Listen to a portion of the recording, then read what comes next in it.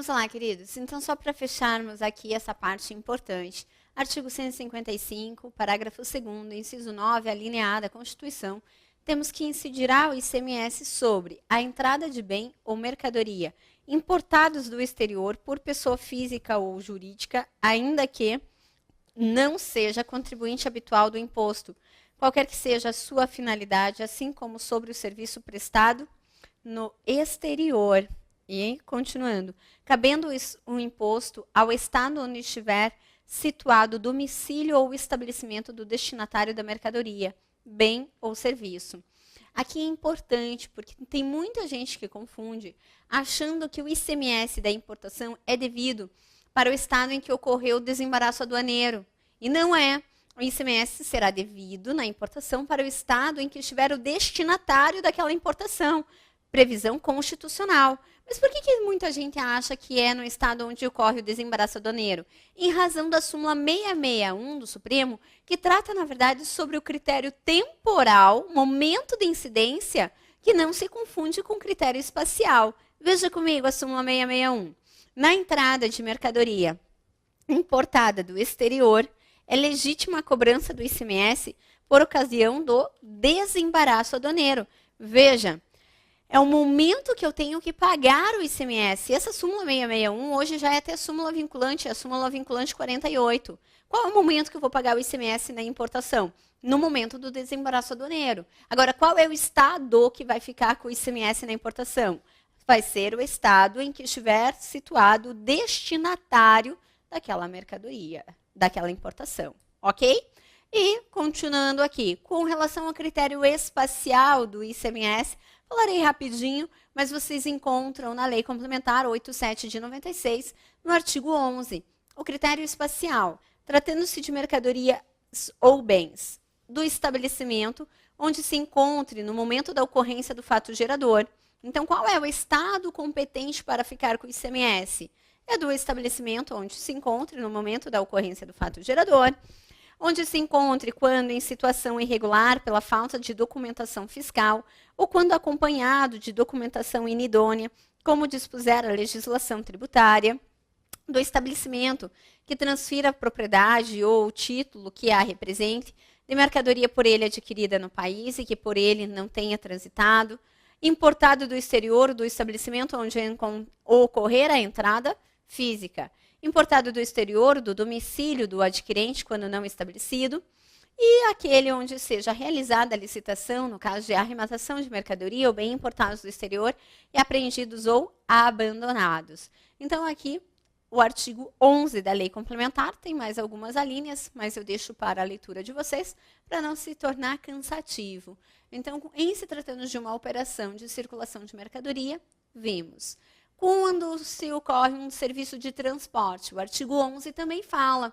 Ele diz lá, onde tem início a prestação. Então, isso é importante. Qual estado que vai ficar? Da onde saiu o serviço de transporte ou o estado em que chegou? É sempre na origem. É onde tem início a prestação. Onde se encontre o transportador, quando em situação irregular pela falta de documentação fiscal ou quando acompanhada de documentação inidônea, como dispuser a legislação tributária. Então, como eu disse, o artigo 11 trata sobre todos os critérios espaciais referente a todas as hipóteses de incidência do ICMS. Quanto ao serviço de comunicação, o artigo 11 também diz lá, será o estado da prestação do serviço de radiodifusão sonora e de som e imagem, assim entendido, da geração, emissão, transmissão e retransmissão, repetição, ampliação e recepção. Quanto ao critério temporal, qual é o momento que eu tenho que pagar o ICMS? Aí quem vai trazer para nós será o artigo 12 da Lei Complementar 87 de 96. Será a linha A, da saída de mercadoria de estabelecimento de contribuinte, ainda que para outro estabelecimento do meu titular. Ei, vem cá. Vocês viram que a lei complementar, a lei do ICMS, diz que quando sai uma mercadoria de um estabelecimento e vai para outro do mesmo titular, incide ICMS? Só que nós vimos que pela Constituição não incide, né? Por quê? Porque o critério material do ICMS é que esse imposto incidirá sobre operações de circulação de mercadorias. E operações de circulação de mercadorias significa o quê? Quando há uma operação jurídica com transferência de titularidade. Logo, quando sai de um estabelecimento e vai para outro do mesmo titular, não pode incidir o ICMS. E vou te dizer mais, ainda que saia a mercadoria de um estabelecimento em determinado estado e vai para outro estabelecimento do mesmo titular em outro estado, também não pode incidir o ICMS, certo? Então, temos que tomar esse cuidado. O artigo 12, tirando esse equívoco, digamos assim, do legislador, ainda diz: no início da prestação de serviços de transporte interestadual e intermunicipal de qualquer natureza, do ato final do transporte iniciado no exterior, das prestações onerosas de serviços de comunicação feita por qualquer meio, inclusive a geração, a emissão, a recepção, a transmissão, a retransmissão, a repetição e a ampliação de comunicação de qualquer natureza. E com relação ao critério quantitativo, base de cálculo e alíquota. Aqui é maravilha. Eu vou falar o que está na lei e vou trazendo alguns exemplos para imaginar o que o nosso examinador pode cobrar. Veja, sobre base de cálculo, pode separar, fazer a leitura do artigo 13 da Lei Complementar 87 de 96.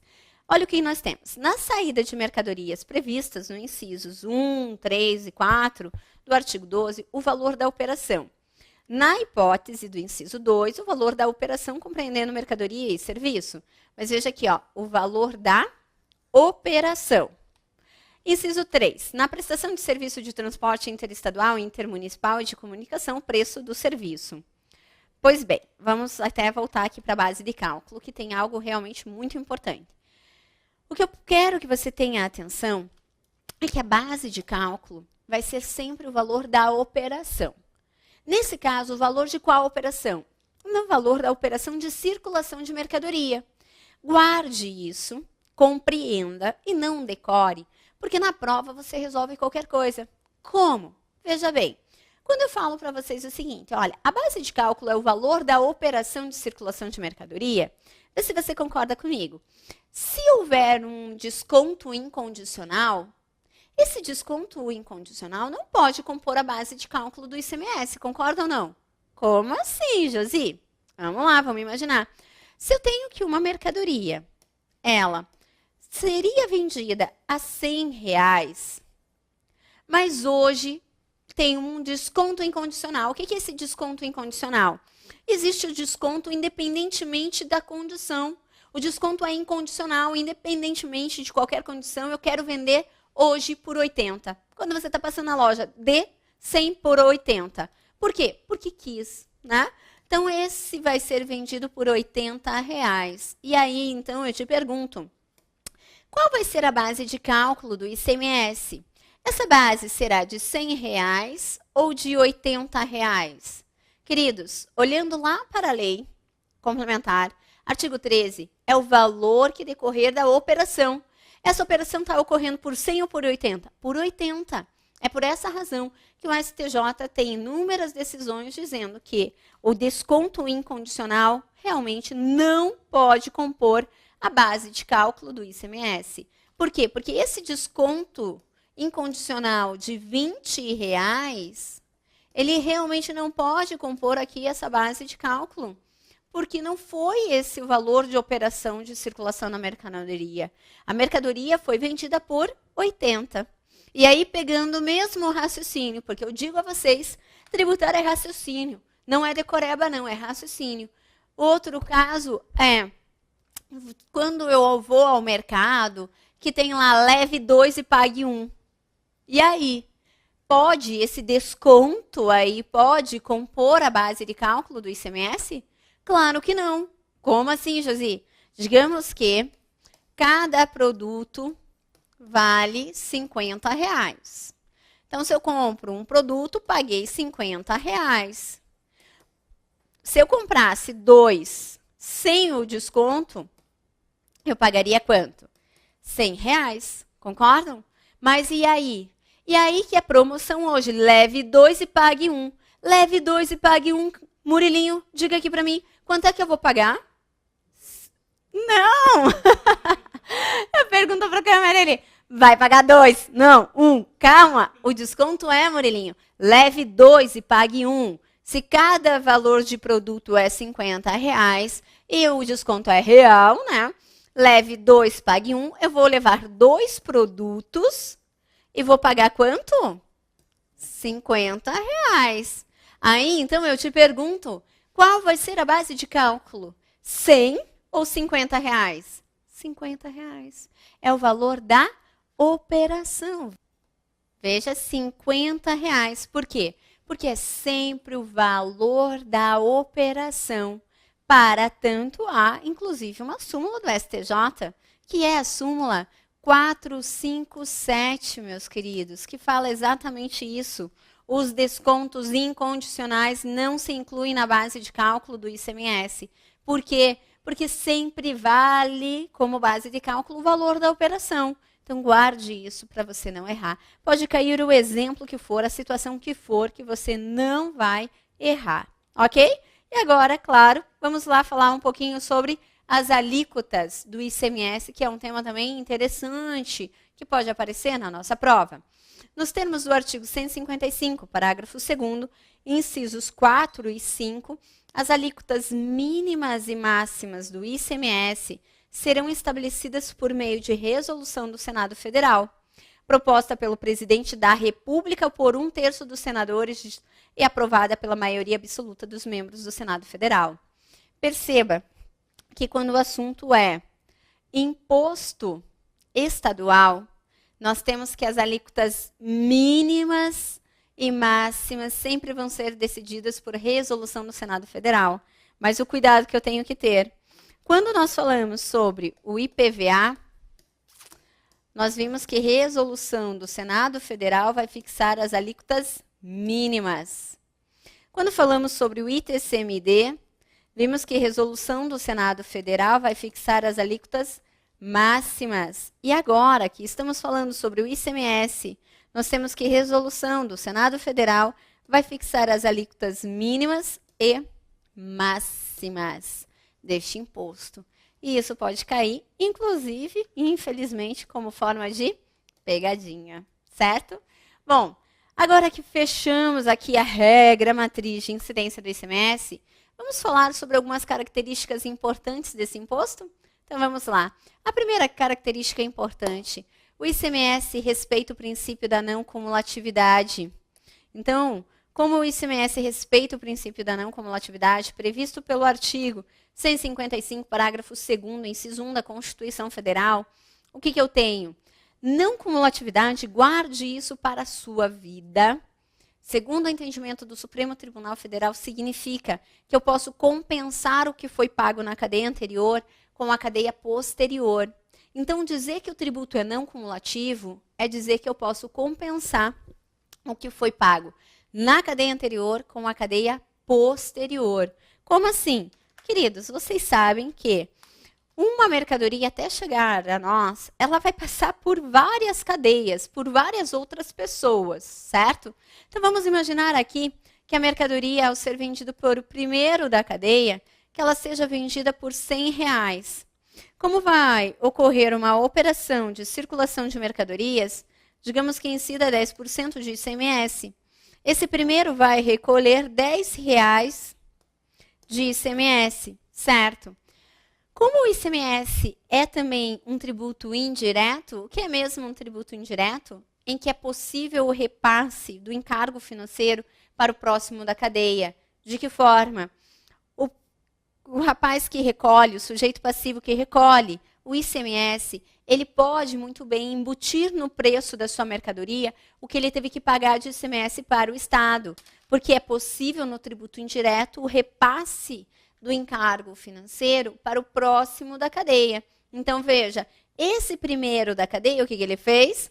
Ele recolheu R$10 de ICMS, mas ele diz, eu não quero suportar esse encargo, não. Então, o que ele faz? Quando ele vende para o segundo da cadeia, ele repassa esse ICMS que ele pagou. Ele vai vender por R$110 essa mercadoria. Quando ele quer vender por R$110, o segundo da cadeia olha para a nota fiscal e diz, eu paguei 110, sendo que a mercadoria me custou, na verdade, R$100. esses R$10 eu suportei de crédito, eu paguei de ICMS. Logo, vou abrir uma conta crédito de ICMS de R$10, porque eu fui quem pagou esse ICMS. Verdade. Esse segundo, então, quando vai vender para um terceiro da cadeia, mesma coisa. Quando ele vende para um terceiro da cadeia, é claro que ele não vai mais vender essa mercadoria por 110, né? Ele vai acoplar ali um valor, vendendo então por, digamos, R$150. Quando ele vende por R$150 aquela mercadoria, como ocorreu mais uma operação de circulação de mercadorias, o que acontece?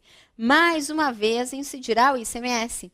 10% de ICMS sobre 150, ele teria que pagar R$15. Mas como o ICMS é um tributo não cumulativo, o que vai acontecer? Eu compenso o que foi pago na cadeia anterior com a cadeia posterior. Se na cadeia anterior eu paguei R$10 e na cadeia posterior eu teria que pagar 15, eu compenso e recolho tão somente a diferença, que é de R$5. Essa diferença de R$5. Isso é ser um tributo não cumulativo. Mas perceba a essência. Eu compenso o que eu paguei na cadeia anterior com a cadeia posterior. Se na cadeia anterior eu não paguei nada, eu não tenho o que compensar. Concordam? Salvo se houver uma disposição de lei em contrário. E é o que diz a nossa Constituição no artigo 155, parágrafo 2º, inciso 1. Veja, a isenção ou não incidência, salvo determinação em contrário da legislação, não implicará crédito para compensação devido nas operações ou prestações seguintes. Tá? E observação, não há ofensa ao princípio da não cumulatividade se a legislação não consentir com a compensação de crédito de ICMS advindos da aquisição de bens destinados ao consumo e ao ativo fixo do contribuinte. Como assim, Josi? Como eu disse a vocês, o ICMS é um tributo indireto.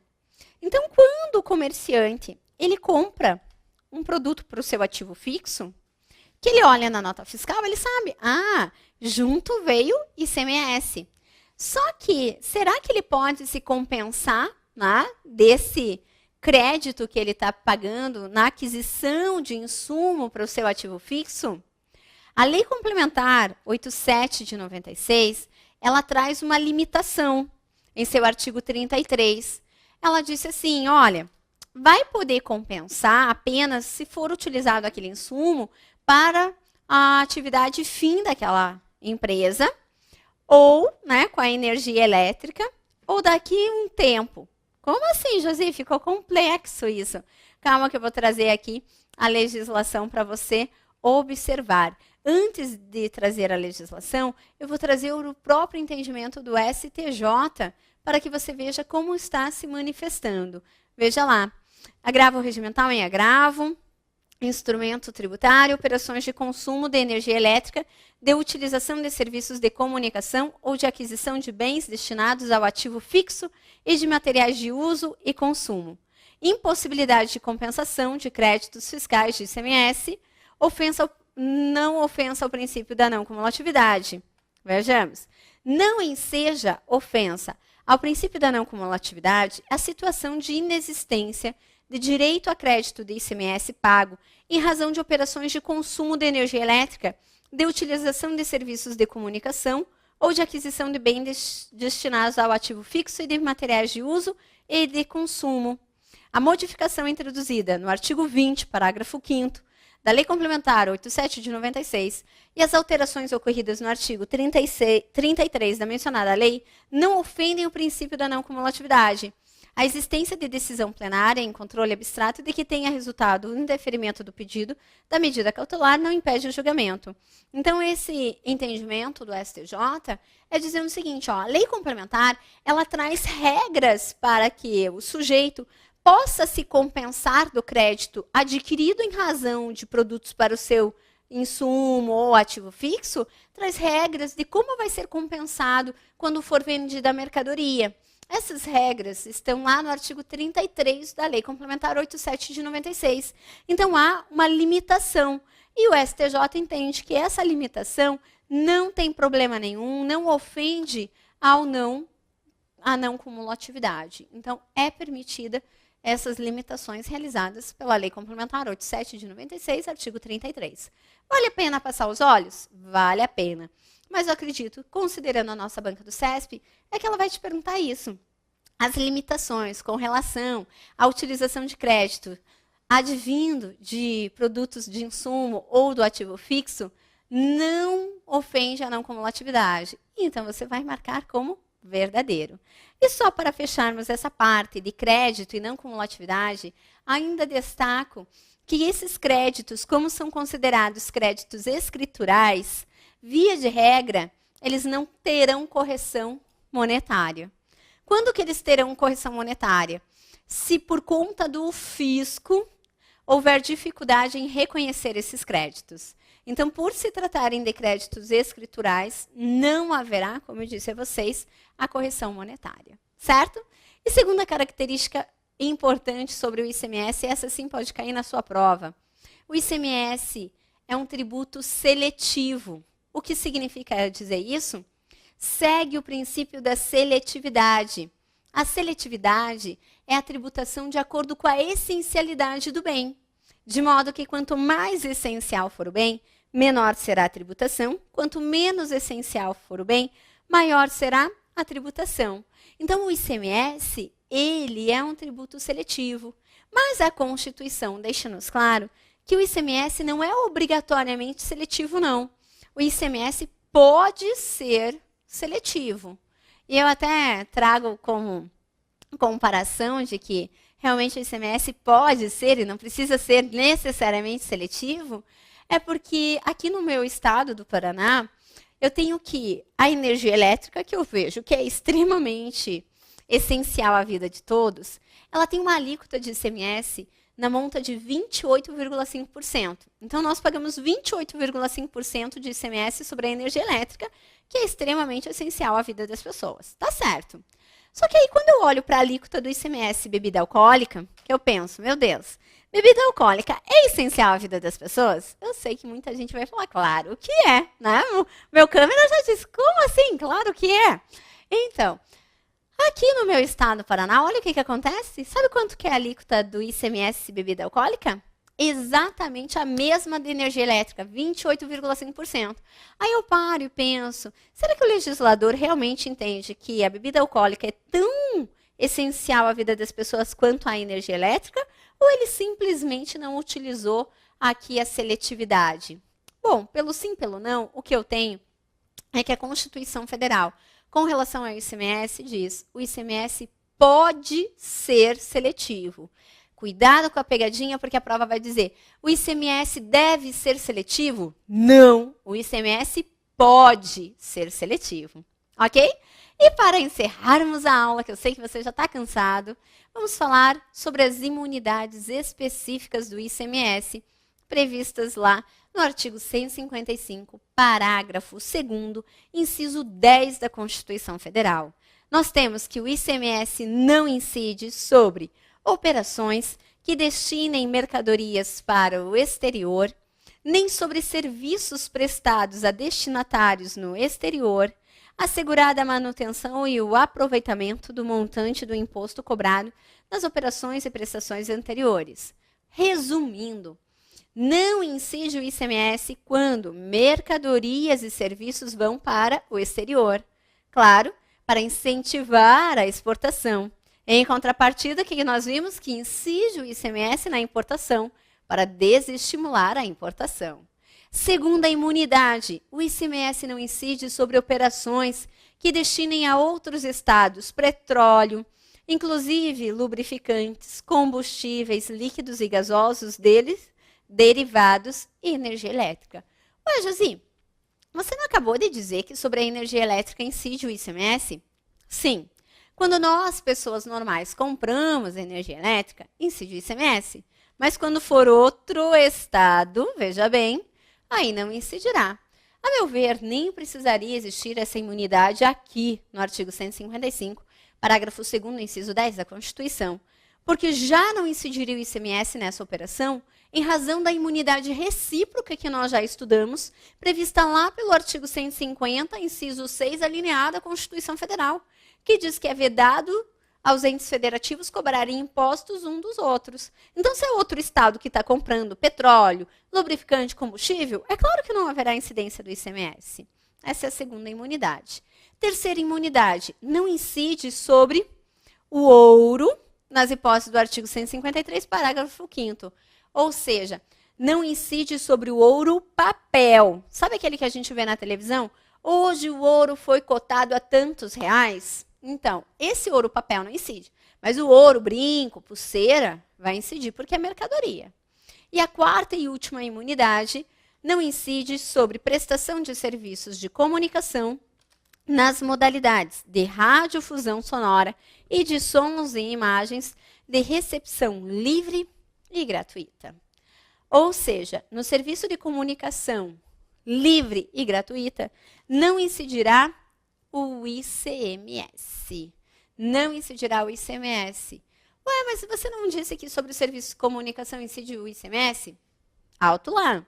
O serviço de comunicação oneroso, TV por assinatura, NET, Sky, TVA, incide ICMS. Mas o serviço de comunicação livre e gratuito não incide. Eu brinco também dizendo, graças a Deus, ninguém tem que pagar ICMS para assistir Faustão aos domingos. É um serviço de comunicação livre e gratuito, certo?